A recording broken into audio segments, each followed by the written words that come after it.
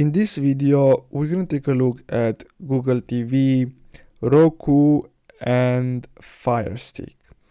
So basically, these are streaming services. So basically, you'll be able to watch movies, TV shows, uh, sports, live televisions, etc. So you can do that on all three of them, but some of them, like the Fire TV Stick, has some TV shows and movies only on their platform.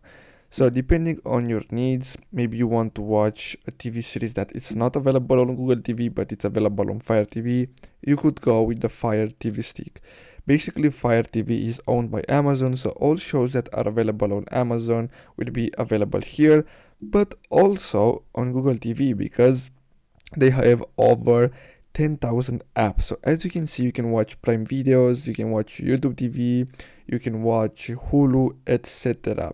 So between these three platforms, I suggest you to go with the Google TV because it has more apps available overall. Of course, you still need to pay for each one a subscription. So maybe you want to watch Prime Videos, you're gonna have to pay for Prime subscription. But that's the same on all platforms.